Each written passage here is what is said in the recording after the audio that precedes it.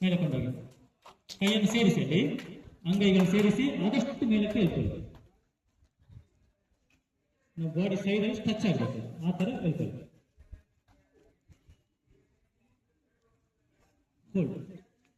Hold ಮಾಡಿ, ಅಲ್ಲಿ ಕೈ ನೇರ, ಕಿವಿ ನೇರ,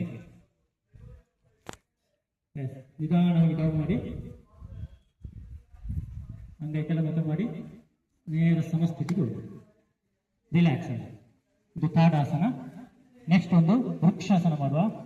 ವೃಕ್ಷ ಅಂದ್ರೆ ಗೊತ್ತುಂಟಲ್ಲ, ಮರದ ಈಗ ಕೈಯನ್ನು ಸೇಮ್ ತಾಡಾಸನದಾಗೆ ಕೊಂಡೋಗಿ, ಕೆಳಗಿಂದಲೇ ಕೊಂಡೋಗಿ, ಅಂಗೈ ಮೇಲ್ಮುಖವಾಗಿ, ಕಿವಿಯ ನೇರಕ್ಕೆ.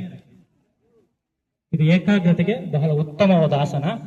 ಇನ್ನು ಆಗ್ಲಿಲ್ಲ, ಕಂಪ್ಲೀಟ್ ಆಗ್ಲಿಲ್ಲ, ನಿಂತುಕೊಳ್ಳಿ. ಹಾಗೆ ಕಣ್ಣು ಮುಚ್ಚಬೇಕು. ಇಲ್ಲಿ ಕಣ್ಣು ಮುಚ್ಚಿಕೊಂಡು ಬ್ಯಾಲೆನ್ಸ್ ಮಾಡಬೇಕು. ಇದು ಏಕಾಗ್ರತೆ.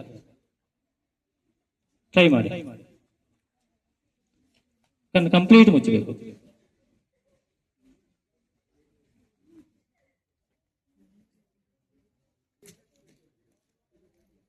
ಬ್ಯಾಲೆನ್ಸ್ ಮಾಡಿಕೊಂಡು ನಿಲ್ಲಬೇಕು. ಆಗ್ತದೆ.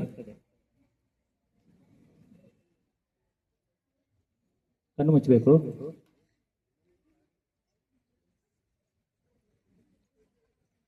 ಎಸ್, ನಿಧಾನವಾಗಿ ಕೈ ಕೆಳಗೆ ಬರಲಿ.